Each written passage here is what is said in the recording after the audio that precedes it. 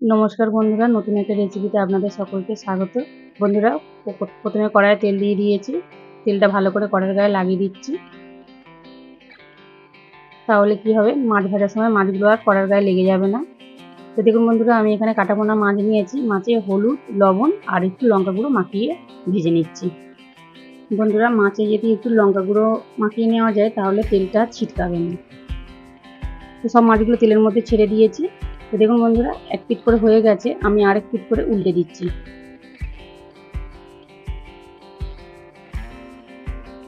মাছগুলো ভালো করে উল্টে পাল্টে একটু লাল লাল করে ভেজে নেব। তো বন্ধুরা, আজকের রেসিপিটা আপনারা প্রথম থেকে শেষ পর্যন্ত দেখবেন, খুব ভালো লাগবে। তো এই রকমভাবে আমি যেভাবে রেসিপিটা বানাচ্ছি আপনারা অবশ্যই বাড়িতে একবার ট্রাই করে দেখবেন। একটা তরকারি হলে আর কিছুই লাগবে না, এত সুন্দর খেতে হয়। তো দেখুন বন্ধুরা, মাছগুলো এক পিঠ করে উল্টে দিয়েছি।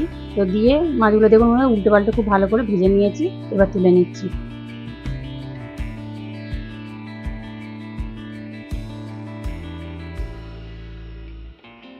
মাছগুলো তোলা হয়ে গেছে। এবার আমি অনেকটা তেল আছে, তো সেই জন্য আমি পটলগুলো দেখুন বন্ধুরা একটু খোসা রেখে, আর যেরকম পটল ভাজা হয় ঠিক সেই রকম করে কেটে নিয়েছি।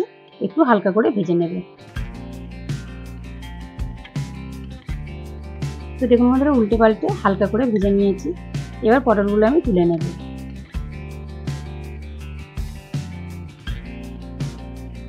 আপনারা কিন্তু প্রথম থেকে শেষ পর্যন্ত পুরোটাই রেসিপিটা দেখবেন, তাহলে কিন্তু বুঝতে পারবেন, খুব ভালো লাগবে। তো দেখুন বন্ধুরা, অনেকটা তেল আছে, আলুগুলো ভেজে নেব।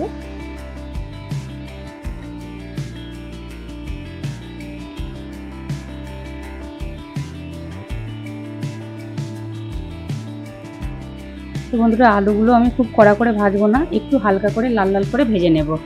তো দেখুন বন্ধুরা, আলুগুলো ভাজা হয়ে গেছে, এবার আমি তুলে নিচ্ছি।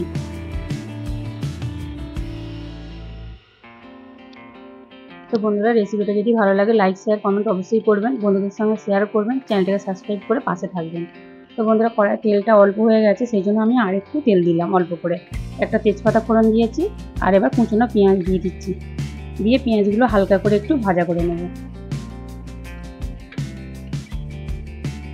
এবার আমি আদা রসুন একসাথে বেটে রেখেছিলাম, সেটা দিয়ে দিচ্ছি। দিয়ে মশলাটাও ভালো করে একটু ভাজা ভাজা করে নেব।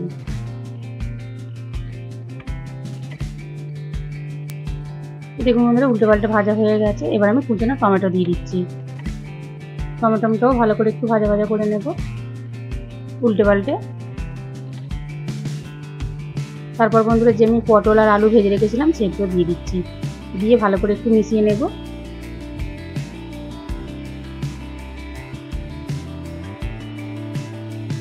তো দেখুন বন্ধুরা, খুব ভালো করে কিন্তু মেশানো হয়ে গেছে। এবার আমি মশলা দিয়ে দেবো, যেমন স্বাদ মতো লবণ, হলুদ গুঁড়ো, ঝাল লঙ্কার গুঁড়ো। ঝালটা কিন্তু আপনারা বুঝেই দেবেন, যে যেমন খাবেন। তো একটু জল দিচ্ছি, তাহলে কি হবে, কষাতে সুবিধা হবে। এবার খুব ভালো করে কিন্তু আমি কষিয়ে নেব। মশলাটা কিন্তু যত ভালো কষানো হবে, তরকারিটা কিন্তু অসাধারণ খেতে লাগবে।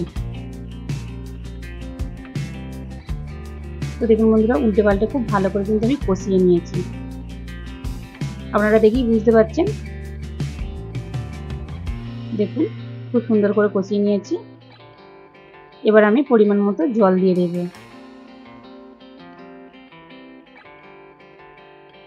ভালো করে নাড়ি চাড়িয়ে দিচ্ছি, জল দিয়েছি।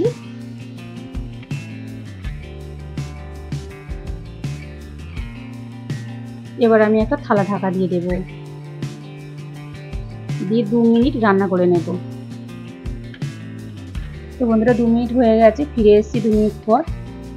এবার থালা ঢাকাটা খুলে নিচ্ছি। তো দেখুন বন্ধুরা, দেখে তো মনে হচ্ছে আলুগুলো খুব ভালোভাবে সিদ্ধ হয়ে গেছে, আর পটলগুলোও ভালোভাবে সিদ্ধ হয়ে গেছে। দেখুন, আলুগুলো পুরো গলে গেছে। ঝোলটা তো খুব ভালোভাবে ফুটেই গেছে, আলুগুলোও ভালোভাবে সিদ্ধ হয়ে গেছে, আর মাছগুলো ভাজা করে রেখেছিলাম সেইগুলো দিয়ে দিচ্ছি। দিয়ে আর একটু ভালো করে ফুটিয়ে নেব।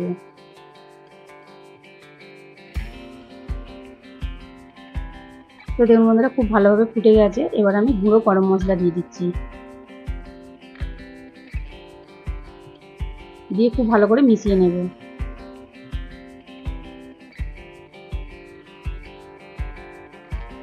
আর একটু অল্প করে ফুটিয়ে নেব।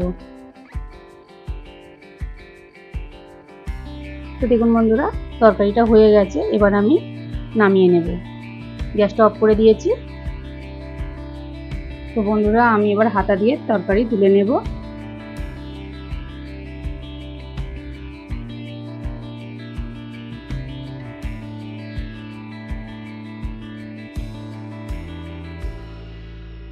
তো বন্ধুরা, আপনারা অবশ্যই বাড়িতে বানিয়ে দেখবেন, দারুণ লাগে কিন্তু খেতে।